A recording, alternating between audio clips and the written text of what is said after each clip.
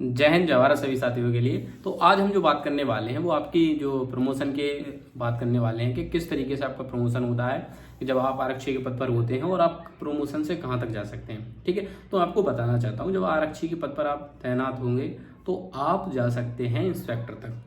ठीक है, अब बात आती है कि भैया देखो, जो जितनी कम उम्र में होगा, जैसे कि मान लो कोई 18 साल की उम्र में होगा तो वो इंस्पेक्टर जा सकता है। आप मान लो कोई 30 साल की उम्र में होगा तो 18 साल तक नहीं होगा। दूसरा क्वेश्चन आपका क्या भैया प्रमोशन में आरक्षण मिलता है या मतलब कैटेगरी जो हमारी होती है उसके अनुसार प्रमोशन होता है? तो भाई मैं आपको बताना चाहता हूँ ऐसा कुछ नहीं है।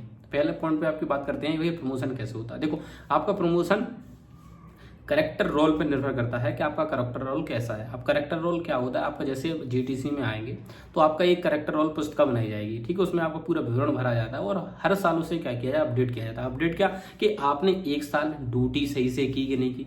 जब आप छुट्टी जाते हो तो टाइम से जाते हो, टाइम से वापस आते हो। ऐसा नहीं कि मान लो लेट हो गए, तो ये सब चीज़ें उसमें क्या करें लिखी जाती हैं। अगर आप टाइम से छुट्टी जाते हैं और टाइम से आते हैं और जहाँ आपको ड्यूटी बताई जाती है वहाँ पर आप ड्यूटी करते हैं तो आपका करेक्टर रोल बहुत अच्छा रहता है। ठीक है, अब दूसरी बात, वहीं पर आप दारू पी रहे हैं, दारू पी के पड़े हुए हैं, कहीं रिश्वत लेते हुए पकड़े गए आप, तो आपका करेक्टर रोल क्या होता है, खराब होता है। ड्यूटी पर जा रहे हैं तो पता है ड्यूटी पे उपस्थिति नहीं है, वहाँ पर मान लो छुट्टी गए घर पे तो भाई अरे हम तो नौकरी में छुट्टी का तो 2 दिन बाद छुट्टी आ रहा है, मतलब लेट ही हो गए हैं। तो इस कारणवश से क्या होता है, अगर आप छुट्टी में भी लेट होते तो आपका करेक्टर रोल खराब होता है। और करेक्टर रोल खराब होने से क्या होता है, आपका प्रमोशन डिले होता है। कई साथी मैंने ऐसे देखे हमारे अभी जो रिटायरमेंट ही गए तो पता है कांस्टेबल पद पे हुए थे, कांस्टेबल पद से क्या होगा, रिटायर्ड हो गए। अगर आप मान लो आप आते हो कांस्टेबल पद से और अपना करेक्टर रोल अच्छा रखते हो तो आप जिस पद से रिटायर्ड होगे तो आपके गाँव में वही नाम होगा कि हाँ फलाना लड़का दरोगा से रिटायर्ड हुआ है या इंस्पेक्टर से रिटायर्ड हुआ। तो वो सब क्या, आपको जिस पद से रिटायर्ड हो तो वही पद आपका देखा, ये नहीं देखा जाएगा आप आरक्षी से वहां पर पहुंचे हो।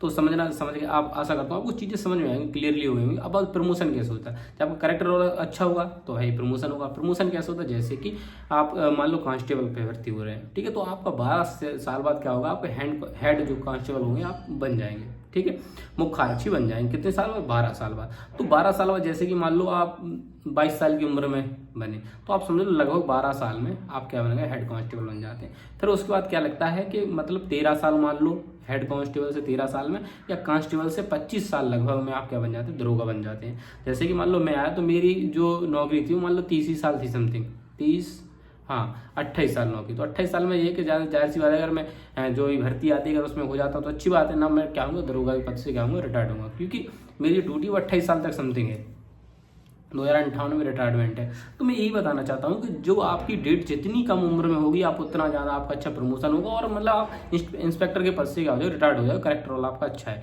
जैसे कि मान लो जैसे कि 25 में कोई लड़के आप मतलब 25 में हो रहे हैं तो ये समझ लिया आप 12 साल बाद, तो 12 साल बाद आप 37 में आप क्या बन जाएंगे, हेड बन जाएंगे। और उसके 13 साल और जुड़े 2050 में आप क्या बन जाएंगे, दरोगा बन जाएंगे। ठीक है, और उससे अच्छा है कि आप अभी पढ़ लेंगे तो आप अच्छे से दरोगा से पद पर तैनात हो जाएंगे। ठीक है, और इसमें आरक्षण का कोई रोल नहीं होता है, ना कोई आरक्षण रहता है, ना कोई कैटेगरी रहती है। इसमें सिर्फ एक ही चीज़, आप सिपाही बन गए तो इसमें कोई आरक्षण, ना कोई जाति, कोई भेदभाव नहीं रहता है। सिर्फ एक ही, सभी को एक सी सैलरी मिलती है। ऐसा नहीं कि कोई जनरल का तो उसको ज़्यादा मिल रही है, कोई एससी का तो उसके लिए ज़्यादा मिल रही है, तो ऐसा कुछ नहीं होता साथियों। सबकी सैलरी बराबर होती, सब एक ही पद पर तैनात होते और सबको एक सी ड्यूटी करनी पड़ती।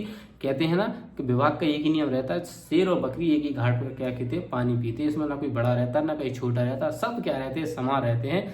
कोई कितना बड़ा गुंडा हो तो यहाँ वो सतर हो जाता है, कोई कितना बड़ा पीस मार खाओ तो सब यहाँ क्या हो जाते हैं, समान हो जाते हैं।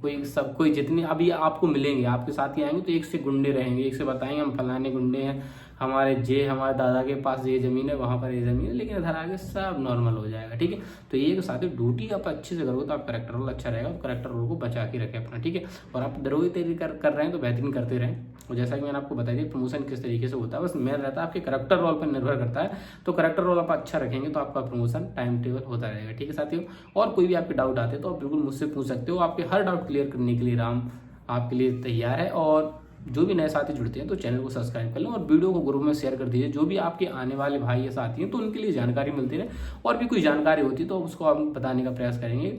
ठीक है साथियों, और ट्रेनिंग से रिलेटेड कोई भी डाउट है, कुछ भी समस्या तो बिल्कुल आप पूछ सकते हैं। मिलता हूँ नेक्स्ट वीडियो, तब तक के लिए जय हिंद, जय भारत, इंकलाब जिंदाबाद।